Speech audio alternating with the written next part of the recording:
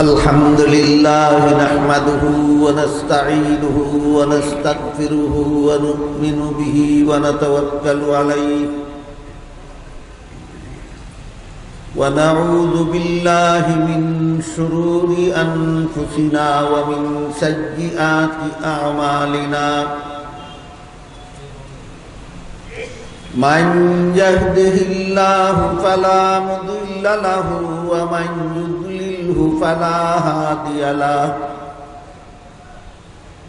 ونشهد أن لا إله إلا الله وحده لا شريك له ونشهد أن سيدنا ونبينا ومولانا محمدا عبده ورسوله صلى الله تعالى عليه وعلى آله وأصحابه وبارك وسلم أما بعد فأعوذ بالله من الشيطان الرجيم بسم الله الرحمن الرحيم قد نعلم إنه ليحزنك الذي يقولون فإنهم لا يكذبونك ولكن الظالمين بآيات الله يجحدون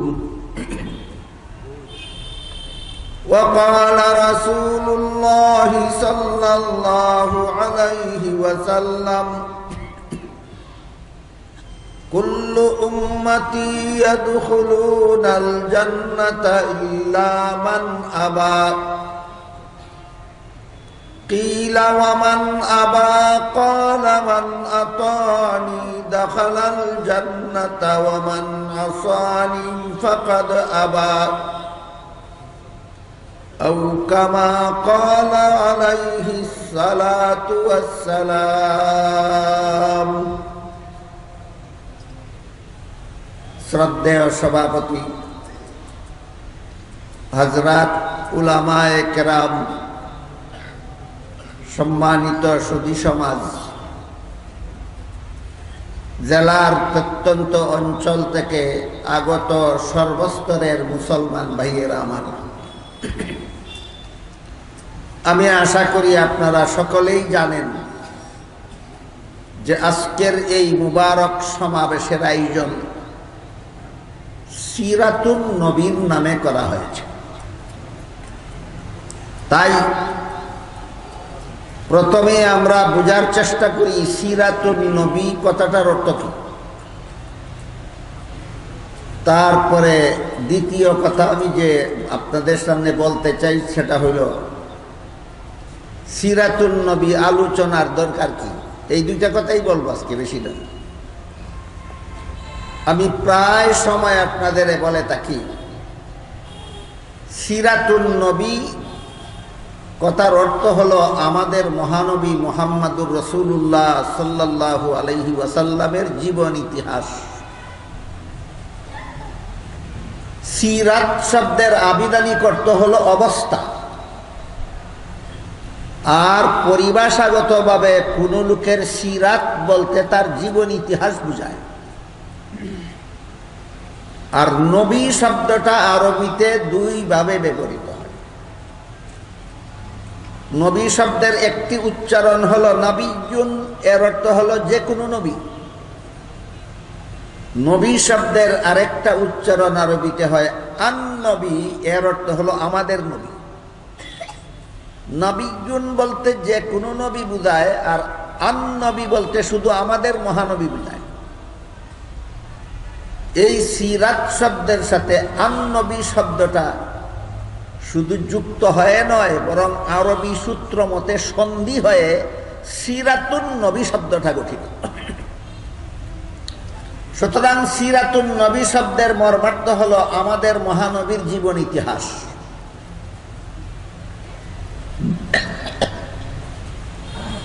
এই পৃথিবীতে আমাদের নবীর জীবন ইতিহাস 63 বছরের। 63 বছর আগে এক রবিউল আউয়াল মাসে তিনি জন্মগ্রহণ করার মাধ্যমে এই পৃথিবীতে শুভাগমন করেছিলেন।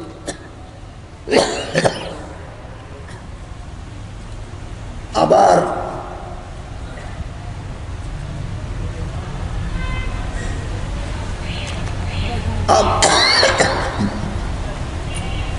আবার 63 বছর পরে আরেক রবিউল আউয়াল মাসে তিনি এই পৃথিবীর থেকে বিদায় হয়ে গেছিলেন। 2 রবিউল আউয়ালের মধ্যবর্তী 63 বছর আমাদের মহানবী মুহাম্মদুর রাসূলুল্লাহ সাল্লাল্লাহু আলাইহি ওয়াসাল্লাম এই পৃথিবীতে বসবাস করেছিলেন। এই 63 বছরের পবিত্র জিন্দেগিকেই সিরাতুন নবী বলা হয়। গেল একটি প্রশ্নের জবাব, সিরাতুন নবী অর্থ কি? আরেকটি প্রশ্নের জবাব দিয়ে আমার কথা অতি সংক্ষেপেই আজকে শেষ করতে চাই। সেটি হলো সিরাতুন নবী আলোচনার দরকার কি? আমাদের নবীর 63 বছরের জীবন ইতিহাসের আলোচনার দরকার কি?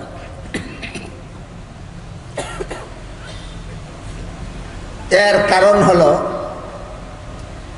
আমাদের নবীর জীবন ইতিহাসের অনেক কিছুকেই অনুসরণ করা, অনুকরণ করা উম্মত হিসাবে আমাদের সকলের কর্তব্য।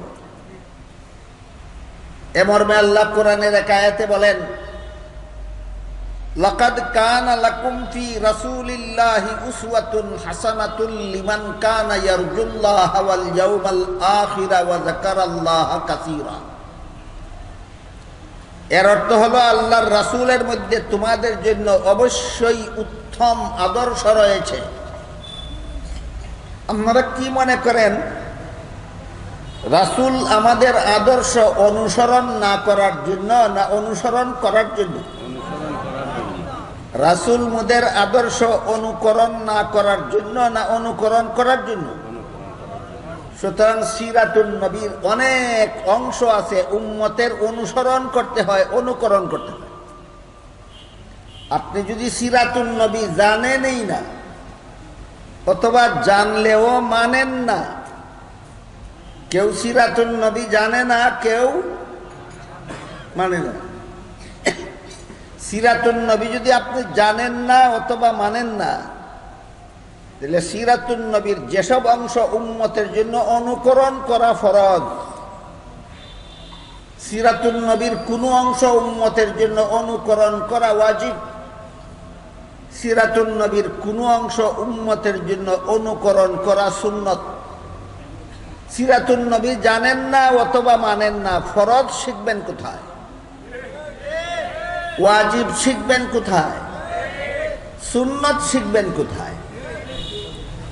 কাজেই আল্লাহর যে বিধান পালন করা ফরজ, যে বিধান পালন করা ওয়াজিব, যে বিধান পালন করা সুন্নত, এইগুলি আল্লাহর রাসূল আদর্শ হিসাবে পালন করে উম্মতকে শিক্ষা দিয়েছেন। সুতরাং আল্লাহর ফরজ বিধান পালনের জন্য সিরাতুন নবী জানা দরকার, আল্লাহর ওয়াজিব বিধান পালনের জন্য সিরাতুন নবী জানা দরকার। আল্লাহর বিধান মতে যেই কাজ সুন্নত সেই কাজ করার জন্য সিরাতুন নবী জানতেও হবে, মানতেও হবে।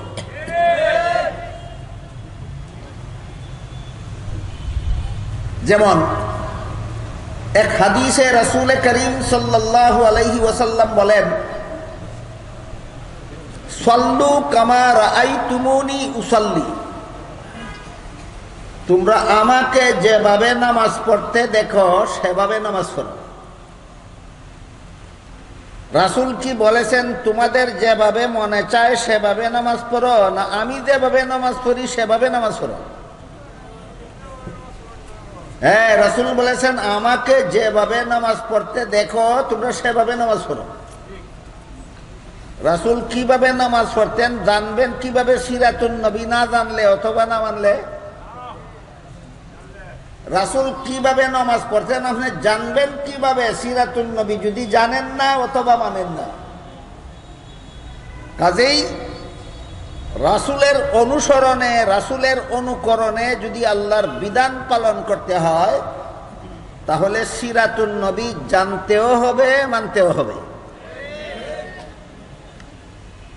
5 বেলার নামাজ ফরজ, আমরা সবাই জানি। এই ফরজ নামাজ কি আমাদের যেভাবে মনে চায় সেভাবে পড়ব, না নবী যেভাবে পড়েছেন সেভাবে পড়ব? নবী কিভাবে 5 বেলার ফরজ নামাজ পড়েছেন আপনি জানতে পারবেন সিরাতুন নবী না জানলে, সেভাবে পড়তে পারবেন সিরাতুন নবী না মানলে। এরপরে দেখুন, বিতিরের নামাজ এবং ঈদের নামাজ ওয়াজিব, আশা করি আপনারা সকালে জানেন। বিতিরের নামাজ ফরজ না ওয়াজিব? ঈদের নামাজ ফরজ না ওয়াজিব? ওয়াজিব। রাসূল যে বলেছেন তোমরা নামাজ পড়ো, আমাকে যেভাবে নামাজ পড়তে দেখো।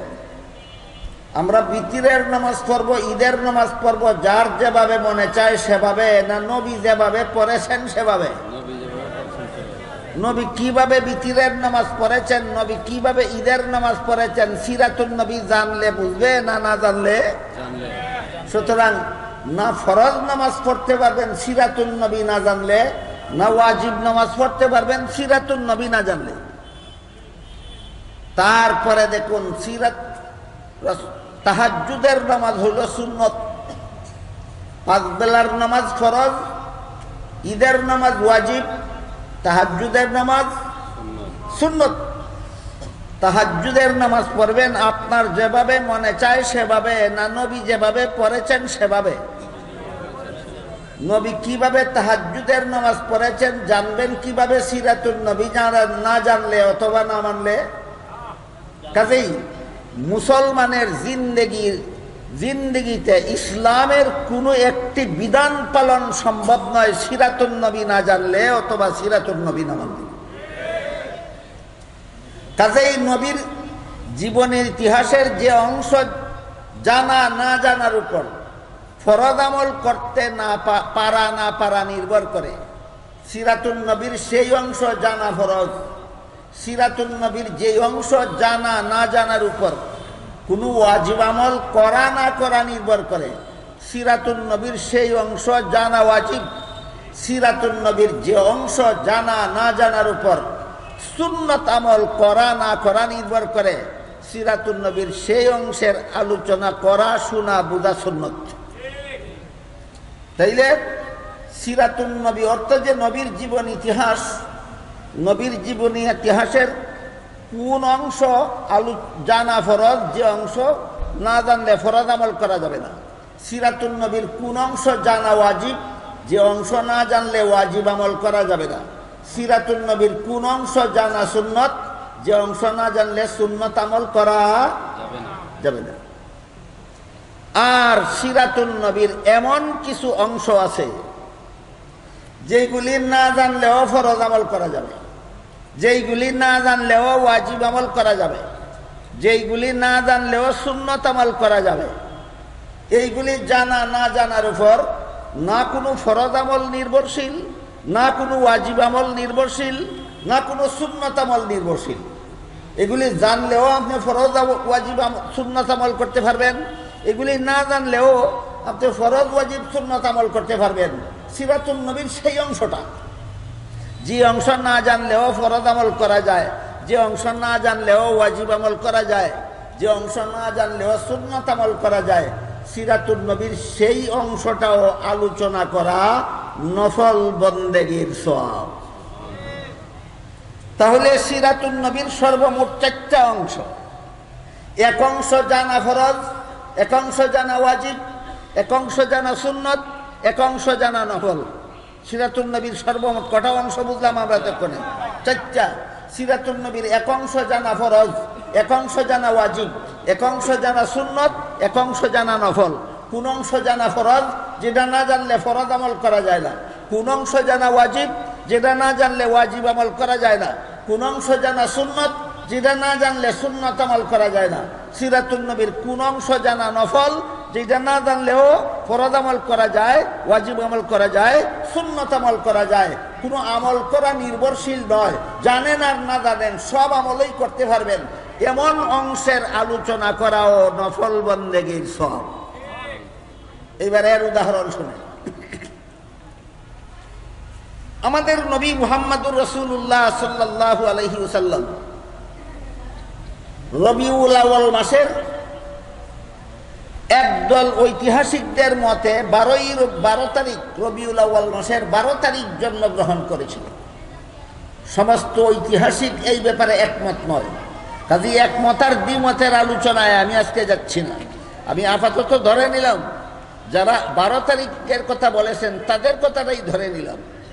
একদল ঐতিহাসিকদের মতে আমাদের নবী মুহাম্মদুর রাসূলুল্লাহ সাল্লাল্লাহু আলাইহি ওয়াসাল্লাম রবিউল আউয়াল মাসের 12 তারিখ জন্মগ্রহণ করেছিলেন। রাসূলের জন্মের আলোচনাকেই, রাসূলের জন্মকেই মিলাদুন নবী বলা হয়। জীবন ইতিহাসকে বলা হয় সিরাতুন নবী, আর জন্মকে বলা হয় মিলাদুন নবী, যেন কোনো সময় ভুলে না যায়। 63 বছরের জীবন ইতিহাসকে বলা হয় সিরাতুন নবী, আর নবীর জন্মের ঘটনাকে বলে মিলাদুন। রাসূল যে জন্মগ্রহণ করেছিলেন, রাসূল করিম সাল্লাল্লাহু আলাইহি ওয়াসাল্লাম মায়ের গর্ভ থেকে খতনাকৃত অবস্থায় জন্মগ্রহণ করেছিলেন। অন্যান্য মানুষ জন্ম হওয়ার পরে খতনা করা হয়, রাসূলকে আল্লাহর কুদরতি ব্যবস্থায় খতনা করা অবস্থায় আল্লাহ ভূমিষ্ঠ করাইছেন। বুঝা থাকলে বলুন, রাসূল কি জন্মের পরে খতনা করার দরকার ছিল, না খতনা করা অবস্থায় জন্মগ্রহণ করেছেন? রাসূল খতনা করা অবস্থায় জন্মগ্রহণ করেছেন। এটা জানলেও 5 বেলার ফরজ নামাজ পড়া যাবে, না জানলেও পড়া যাবে। এটা জানলেও ঈদের ওয়াজিব নামাজ পড়া যাবে, না জানলেও ঈদের ওয়াজিব নামাজ পড়া যাবে। রাসূল খতনা করা অবস্থায় ভূমিষ্ঠ হয়েছিলেন। এটা জানলেও তাহাজ্জুদের সুন্নত নামাজ পড়া যাবে, না জানলেও তাহাজ্জুদের নামাজ সুন্নত পড়া যাবে। সুতরাং নবীর জন্মের কাহিনী জানা না জানার উপর উম্মতের কোনো ফরজ আমল নির্ভরশীল নয়, উম্মতের কোনো ওয়াজিব আমল নির্ভরশীল নয়, উম্মতের কোনো সুন্নত আমল নির্ভরশীল নয়। শুধু আলোচনা করলে নফল বন্দেগীর সওয়াব হয়। নবীর জীবনের যে অংশ আলোচনা না করলেও ফরজ ওয়াজিব সুন্নত আমল করতে কোনো অসুবিধা হয় না, সেই অংশের আলোচনায় সওয়াব কেন? আল্লাহ পাক রব্বুল আলামিন পবিত্র কোরআনে বলেন, ওয়া রাফা'না লাকা যিকরাক, আপনার আলোচনাকে আমি মর্যাদাশালী করে দিয়েছি। নবীর জীবনের যে কোনো অংশের আলোচনা আল্লাহর দৃষ্টিতে মর্যাদাশালী। নবীর জিন্দেগির যে কোনো অংশের আলোচনা আল্লাহর দৃষ্টিতে মর্যাদাশালী। কাজেই নবীর জন্মের আলোচনাও আল্লাহর কাছে মর্যাদার ব্যাপার, নবীর দুধ পানের ঘটনাও আল্লাহর কাছে মর্যাদার ব্যাপার, নবীর শৈশবকালের আলোচনাও আল্লাহর কাছে মর্যাদার ব্যাপার, নবীর খানাপিনার আলোচনাও আল্লাহর কাছে মর্যাদার ব্যাপার, নবীর ঘুমানির আলোচনাও আল্লাহর কাছে মর্যাদার ব্যাপার, নবীর পেশাব পায়খানার আলোচনাও আল্লাহর কাছে মর্যাদার ব্যাপার। এই জন্য নবীর জন্মের মতো কেউ জন্ম হতে পারবে না, নবীর দুধ পানের মতো কেউ দুধ পান করতে পারবে না, নবীর ইনসাফের মতো কেউ ইনসাফ করতে পারবে না, নবীর পেশাবের মতো কারো পেশাব হবে না, নবীর পায়খানার মতো কারো পায়খানা হবে না। তারপরও আলোচনা করলে নফল বন্দেগীর সওয়াব কেন? আল্লাহ বলেছেন, রাফা'না লাকা যিকরাক, আপনার জিন্দেগির যে কোনো অংশের আলোচনাকে আমি মর্যাদাশালী করে দিয়েছি। গেল, নবী জন্ম হয়েছিলেন কিভাবে? 1 নম্বর, নবী জন্ম হয়েছিলেন খতনাকৃত অবস্থায়। আরেক বিবরণে উল্লেখ আছে নবী জন্ম হয়েছিলেন নার কাটা অবস্থায়। সন্তান মায়ের গর্ভে থাকাকালে সন্তানের নাভির সাথে মায়ের গর্ভতলীর একটা নলের সংযোগ থাকে। এই নল দিয়া মায়ের শরীরের রক্ত সন্তানের শরীরে পৌঁছে। এই জন্য মায়ের গর্ভে প্রায় বছর খানেক সময় থাকে, কিন্তু তার কোনো খাদ্যের দরকার হয় না। কারণ আমরা যে খাদ্য খাই, সেই খাদ্য খাইলে পরে শরীরে রক্ত উৎপাদন হয়। গর্ভের সন্তানের শরীরে রক্ত উৎপাদন হতে হয় না, মায়ের শরীরের রক্ত তার শরীরে একটা নল দিয়া পৌঁছে যায়। এই জন্য তার খাদ্যের দরকার হয় না। ভূমিষ্ঠ হওয়ার পরে গর্ভতলীর সাথে সংযুক্ত সেই নলটা কেটে দিতে হয়। এটাকে আমাদের আঞ্চলিক পরিভাষায় নার কাটা বলা হয়। আমাদের নবী মায়ের গর্ভ থেকে নার কাটা অবস্থায় ভূমিষ্ঠ হয়েছিলেন।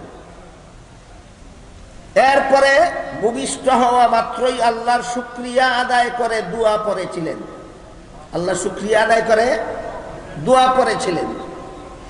মা আমেনার গর্ভ থেকে ভূমিষ্ঠ হলেও দুধ পান করেছিলেন দুধ মা হালিমা সাদিয়া রাদিয়াল্লাহু আনহা।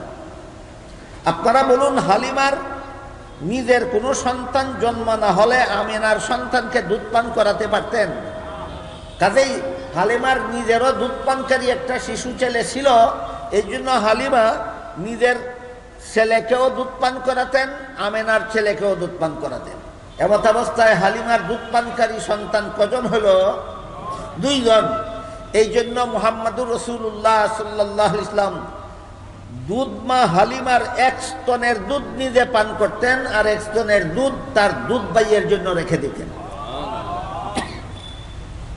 এই বিষয়গুলি না জানলে আপনি 5 বেলার ফরজ নামাজ পড়তে পারবেন না। না পারবেন? এই বিষয়গুলি না জানলে আপনি ঈদের ওয়াজিব নামাজ, বিতিরের ওয়াজিব নামাজ পড়তে পারবেন না। পারবেন? এই বিষয়গুলি না জানলে আপনি সুন্নত তাহাজ্জুদের সুন্নত নামাজ পড়তে পারবেন না। পারবেন? তাহলে এইগুলি জানা না জানার উপর উম্মতের কোনো ফরজ আমলও নির্ভরশীল নয়, ওয়াজিব আমলও নির্ভরশীল নয়, সুন্নত আমলও নির্ভরশীল নয়। কিন্তু এরপরেও এইগুলির আলোচনা করলে নফল বন্দেগীর সওয়াব হয়। তাহলে আল্লাহ পাক রব্বুল আলামিন যে কোরআনে বললেন আল্লাহর রাসূলের মধ্যে রয়েছে তোমাদের আদর্শ, রাসূলের অনুসরণ করো, অনুকরণ করো। এবার বলুন, আমার কথা বুঝে থাকলে, রাসূল যেভাবে জন্ম হয়েছিলেন সেইভাবে কোনো উম্মত জন্ম হতে পারবে? অনুসরণ অনুকরণ করবেটা কিভাবে? রাসূল যেভাবে দুধ পান করেছিলেন সেভাবে কোনো উম্মতে দুধ পান করতে পারবে? তাইলে রাসূলের অনুসরণ অনুকরণ করবেটা কিভাবে? রাসূল করিম সাল্লাল্লাহু আলাইহি ওয়াসাল্লাম কুলের শিশু থাকা অবস্থায় উলঙ্গ হননি, এইরকম শিশুকালে উলঙ্গ না হয়ে কি কোনো উম্মতে পারবে? তাহলে অনুসরণ অনুকরণটা করবে কিভাবে? এই প্রশ্নের জবাব হলো 63 বছরের জীবন ইতিহাসের মধ্যে যখন থেকে নবীর কাছে কুরআন নাজিল শুরু হয়, আপনারা কি কেউ বলতে পারেন 63 বছরের পবিত্র জিন্দেগিতে কত বছর বয়সে কুরআন নাজিল শুরু হয়? 40 বছর বয়সে কুরআন নাজিল শুরু হয়। কুরআন নাজিল শুরু হওয়ার পরবর্তী 23 বছরের জিন্দেগিতে নবী যত কাজ নিজেও করেছেন, উম্মতকেও করতে বলেছেন। কুরআন নাজিলের 23 বছরের জিন্দেগিতে নবী নিজেও যে কাজগুলি করেছেন, উম্মতকেও করতে বলেছেন, সেইগুলির ব্যাপারে আল্লাহ কোরআনে বলেছেন নবীকে অনুসরণ করো। কুরআন নাজিল শুরু হওয়ার আগের জীবনের কার্যকলাপ উম্মতে অনুসরণ করবে দূরের কথা, অনুসরণ করার ক্ষমতাই রাখে না। আমার কথা বুঝে থাকলে বলুন, নবী যেভাবে জন্ম হয়েছিলেন সেইভাবে কারো জন্ম হওয়ার ক্ষমতা আছে? নবী জন্ম হওয়া মাত্রই শুকরিয়া আদায় করে, আল্লাহর শুকরিয়া আদায় করে দোয়া পড়েছিলেন, কোনো উম্মতের ক্ষমতা আছে? নবী শিশুকালে উলঙ্গ হননি, কোনো উম্মতের ক্ষমতা আছে? নবী কুলের শিশু থাকাকালে 1 স্তনের দুধ নিজে পান করতেন, আর 1 স্তনের দুধ নিজের দুধ ভাইয়ের জন্য রেখে দিতেন। নবীর জীবনের এই অংশ অনুসরণ করার, অনুকরণ করার ক্ষমতা কোনো উম্মতের আছে? তাইলে নবীর কোন অংশের অনুসরণ করব? কুরআন নাজিল শুরু হওয়ার পরবর্তী 23 বছরের জিন্দেগিতে যত কাজ নবী নিজেও করেছেন, উম্মতকেও করতে বলেছেন, সেই কাজগুলির ব্যাপারে আল্লাহ আমাদেরকে নবীর অনুসরণ করার কথা বলেছেন, নবীর অনুকরণ করার কথা বলেছেন। এই ব্যাপারে একটা মজার ঘটনা আছে, সেই ঘটনা বলে আজকের মতো কথা শেষ করি। ওহী নাজিল শুরু হওয়ার পরবর্তী 23 বছরের জিন্দেগির একটি ঘটনা। কুরাইশ বংশের এক নেতার নাম ছিল আবু জাহাল। নেতার নাম ছিল আবু জাহাল। এই সমাজের আরেক নেতার নাম ছিল আখনাস। একদিন সর্দার আখনাস সর্দার আবু জাহালকে প্রশ্ন করল, বলল, মুহাম্মদ আজকাল যে সমস্ত কথাবার্তা কয়, কোন জীবনের ঘটনা? কুরআন নাজিল শুরু হওয়ার আগের না পরের? হ্যাঁ, পরের। কুরআন নাজিল শুরু হওয়ার পরের ঘটনা। আখনাস সর্দার আবু জাহাল সর্দারকে জিজ্ঞাসা করে, মুহাম্মদ আজকাল যে সমস্ত কথাবার্তা বলে সত্য বলে না মিথ্যা বলে? আবু জাহাল চিন্তা করে দেখলো, যদি বলি সত্য বলে তাহলে প্রশ্ন আসবে, মানো না কেন? আর যদি বলি মিথ্যা বলে তাহলে প্রশ্ন আসবে, যেই লোকটা মিথ্যা বলে এই লোকটাকে 40 বছর পর্যন্ত আল আমিন কইলে কেন? আল আমিন কি মিথ্যাবাদী রে কয়? আবু জাহেল কেমন কেমন ফান্দ বসে, বুঝলেন? আখনাস যখন জিজ্ঞাসা করলো মুহাম্মদ আজকাল যে সমস্ত কথাবার্তা বলে সত্য বলে না মিথ্যা বলে, আবু জাহাল চিন্তা করে দেখে, যদি বলি সত্য বলে সাথে সাথে প্রশ্ন আসবে, মানুষ না কেন?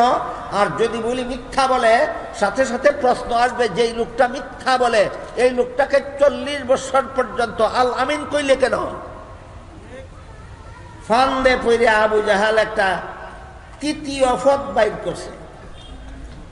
3 নম্বর একটা পথ বাইর ফিরে জবাব দিছে, কয় মুহাম্মদ যতদিন পর্যন্ত নিজে কথা বলেছে ততদিন সত্য বলেছে, এই ততদিনের মেয়াদ কাল হইল 40 বছর। মুহাম্মদ নিজের পক্ষ থেকে যতদিন কথা বলেছে, সত্য কথা বলেছে, এই জন্য 40 বছর পর্যন্ত তাকে আমরা আল আমিন বলেছি। কিন্তু যেদিন থেকে কুরআন নাজিল হওয়ার কথা বলে এই দিন থেকে মিথ্যা বলে, এই জন্য এখন আর মানি না। দেখেন বান্দরে কেমন একটা জবাব বাইর করছে। কুরআন নাজিল হওয়ার আগের 40 বছরে যত কথা বলছে আল্লাহর কথা না, এগুলি ছিল মুহাম্মদের নিজের কথা, এগুলি ছিল সত্য, এই জন্য এতদিন আল আমিন বলেছি। আর কুরআন নাজিল হওয়ার কথা যে বলে, এই কুরআন আসলে আল্লাহর কথা না, এই কুরআন আর মুহাম্মদের মন গড়া বানানো কথা। এই কুরআন রে আল্লাহর কথা যখন থেকে বলে তখন থেকে মিথ্যা বলে, এই জন্য এখন আর মানি না। আবু জাহেলের এই জবাবে নবী অন্তরে বড় ব্যথা পেলেন। নবীর অন্তরকে সান্ত্বনা দিয়ে আল্লাহ পাক রব্বুল আলামিন সূরা আনআমের 33 নম্বর আয়াত নাযিল করে বলেন, কাদ না'লামু ইন্নাহু লা ইয়াহযুনুকাল্লাযী ইয়াকুলুন ফাইন্নাহুম লা ইউকাযযিবুনাকা ওয়ালাকিন্নাজ যালিমিনা বিআয়াতিল্লাহি ইয়াজহাদুন। হে রাসূল করিম সাল্লাল্লাহু আলাইহি ওয়াসাল্লাম, আবু জাহেলের জবাবে আপনি অন্তরে ব্যথা পেয়েছেন। আবু জাহেল কি বলেছে? আপনি যা বলেছিলেন সব সত্য, আর আমি কুরআনে যা বলেছি সব মিথ্যা। নবীর কথা সত্য, নবী আল আমিন, নবী সত্যবাদী, আল্লাহর কুরআন মিথ্যা। তাহলে চিন্তা করে দেখুন, আবু জাহেল কি আপনাকে মিথ্যাবাদী সাব্যস্ত করলো, না আমি আল্লাহকে মিথ্যাবাদী সাব্যস্ত করল? নবীরে কয় আল আমিন, নবীর প্রশংসা করে, নবীর গুণ গায়, আর আল্লাহর কুরআন মানে না।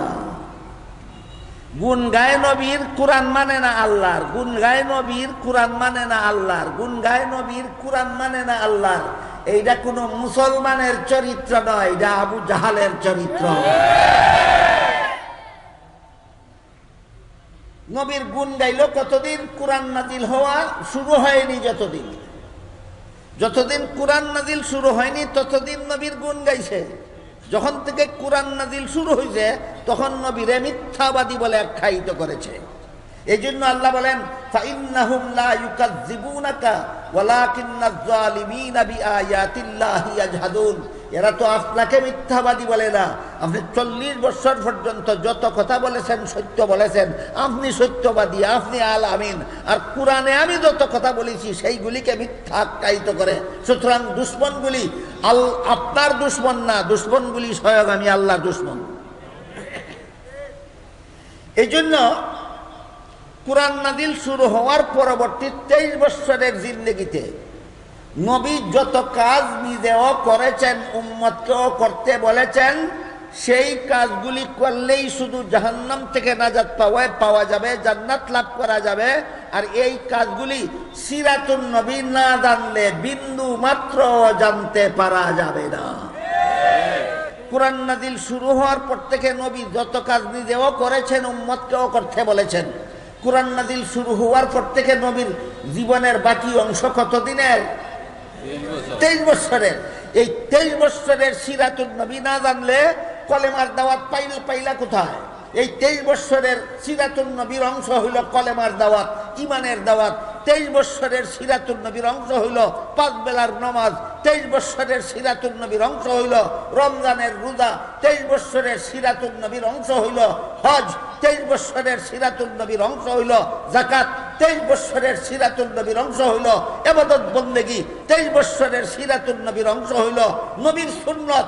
আর এই 23 বৎসরের সিরাতুন নবীর অংশ বাদ দিলে আগের জীবনের নবী যা কিছু বলেছেন, যা কিছু করেছেন, এই কোরআনের সাথে কোনো সম্পর্ক নাই। ওইগুলি আবু জাহেলেও মানত।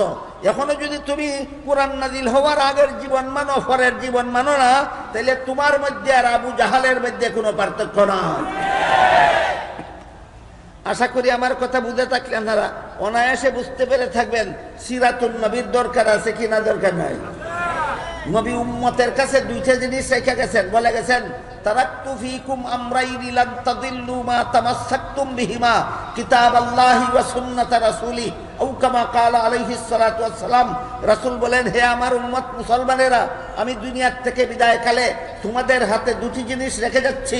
যতদিন পর্যন্ত আমার রেখে যাওয়া দুটি জিনিস শক্তভাবে ধারণ করে থাকবে, ততদিন পর্যন্ত তোমরা বিপদগামী হবে না, জাহান্নামের পথের যাত্রী হবে না। একটি জিনিসের নাম হইল আল্লাহর কিতাব কুরআন, দ্বিতীয় জিনিসটার নাম হইল রাসূলের সুন্নাহ হাদিস। এই কুরআন আর হাদিস তোমাদের কাছে রেখে গেলাম। যতদিন পর্যন্ত কুরআন আর হাদিস মতো জীবন যাপন করবে, ততদিন তোমরা জাহান্নামের পথের যাত্রী হবে না। এবার বুঝে থাকলে বলুন, কুরআন নবী উম্মতের কাছে রেখে গেছেন, কুরআন নবী আল্লাহর কাছ থেকে প্রাপ্ত হয়েছেন 40 বৎসরের জিন্দেগিতে না 23 বৎসরের জিন্দেগিতে? তুমি যদি 23 বৎসরের সিরাতুন নবী মানো না, তোমার পক্ষে কুরআন মানার কোনো পথ নাই। এই 30 পারা কোরআনের ব্যাখ্যা স্বরূপ আল্লাহর রাসূল প্রায় 10 লক্ষ হাদিস উম্মতের হাতে রেখে গেছেন।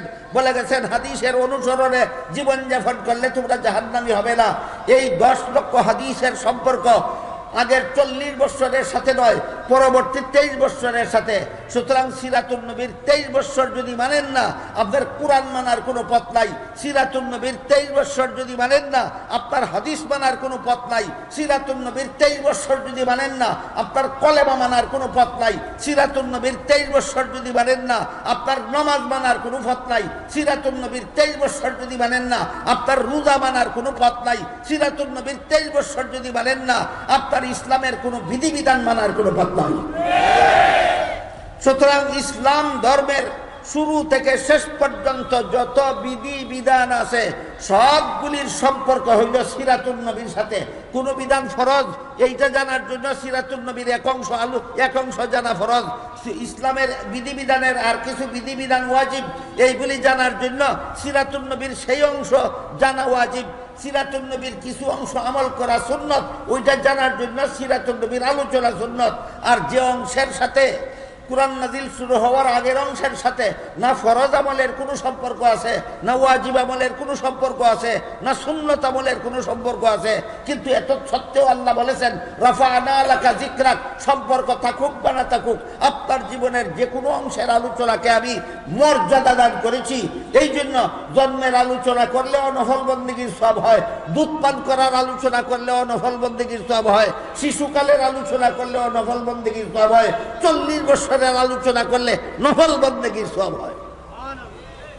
এখন যদি আপনারা যে অংশের আলোচনা করলে নফল বন্দেগীর সওয়াব হয় সেটা নিয়েই থাকেন, আর যেই অংশের আলোচনা ছাড়া না ফরজ আমল সম্ভব, না ওয়াজিব আমল সম্ভব, না সুন্নত আমল সম্ভব, নফল অংশ নিয়ে বসে আছেন, ফরজ অংশ ছেড়ে দিলেন, আপনাদের উদাহরণ হবে ওই লোকটার মতো, যেই লোকটা ওয়াজে শুনেছিল মাথায় পাগড়ি বেঁধে নামাজ পড়লে অনেক সওয়াব বেশি পাওয়া যায়।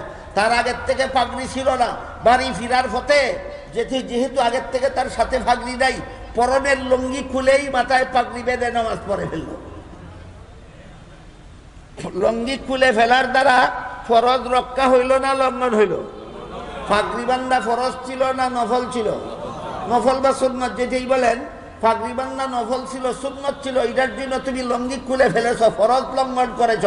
এই পাগড়ির যেমন আদা পয়সার দাম নাই, ঠিক তেমনি ভাবে নবীর জীবনের যে অংশের সাথে ইসলামের কোনো বিধানের সম্পর্ক নাই, শুধু আলোচনা করলে নফল বন্দেগীর সওয়াব হয়, সেইটা নিয়ে বসে আছো। আর সিরাতুন নবীর যে অংশের আলোচনা না করলে ফরজ আমল করা যায় না, ওয়াজিব আমল করা যায় না, সুন্নত আমল করা যায় না, তুমি সিরাতুন নবীর দারদারো না, তুমি শুধু নফল অংশ নিয়ে বসে আছো। ওই যে লোকে লঙ্গি খুললে ফাগড়ি বানলো তার ফাগড়ির দাম আর তোমার আগের অংশের আলোচনার দাম সমান। আমার কথা বুঝে থাকলে বলুন, পাগড়ি বান্দার সোয়াব আছে না নাই? লঙ্গি কুল্লা লাইলে না ঠিক থাকলে? সিরাতুন নবীর জীবনের প্রথম অংশের আলোচনায় নফল বন্দেগীর সোয়াব আছে। 23 বৎসরের সিরাতুন নবীর আদর্শ ঠিক থাকলে, 23 বৎসরের সিরাতুন নবীর আদর্শ বাদ দিয়া দিলে, আগের অংশের নফল দিয়া লাফালাফি ফালাফালি না তালাতি করলে যে লঙ্গি কুল্লা পাগড়ি বানলো, ওই পাগড়ির কোনো দাম নাই। এবার বলেন, আমার কথা বুঝে থাকলে আপনি লঙ্গি অস্বীকার করবেন না, ফাগড়ি অস্বীকার করবেন না, দুটোটাই ঠিক আছে। তবে ফাগড়ির সব ঠিক মতে ভাইতে হইলে লঙ্গি ঠিক রাখতে হবে। মিলাদুন নবীর আলোচনার নফল বন্দেগীর সওয়াব পাইতে হইলে সিরাতুন নবীর আদর্শে জীবন গড়তে হবে। আল্লাহ আপনাদেরকে উভয় কুল রক্ষা করার তৌফিক দান করুন।